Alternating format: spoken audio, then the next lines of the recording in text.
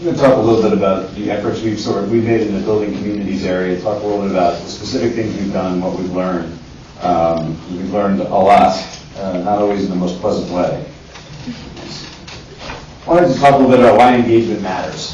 This was, of all the things we've really pushed hard on the website in the last 4 or 5 years, engaging readers is the one that met the most resistance from the print side of the operation. Is not that they're not used to that kind of real-time conversation with readers, and a lot of things that we were doing were kind of scaring the hell out of them because, we were getting all this feedback about, well, why are we turning comments on, why are we allowing people to post unpleasant things about the Washington Post on our own website?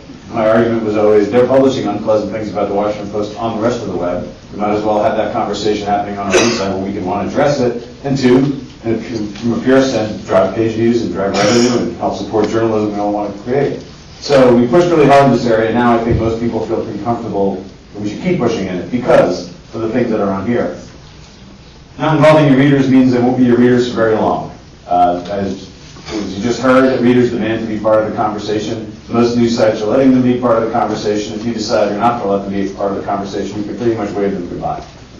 Second one, we're all battling for really fickle readers. And the thing we have found has been the most successful in converting someone from a fickle reader into a much more loyal and deeper user of the website is community. It's getting them to post comments on articles. It's getting them to post a question in a live discussion. It's getting them to join some of the discussion groups we launched not that long ago.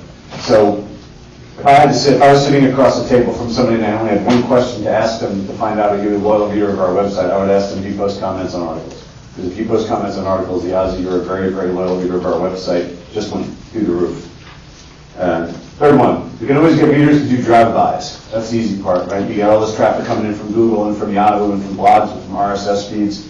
But what can you do to get somebody to actually park the car and stay with you for a while and spend time and drive a lot of repeat usage of the site? Again, it's kind of the same point I was making before. This is a differentiator. Another one, in a world filled with commoditized information. Oh, I missed it with me now.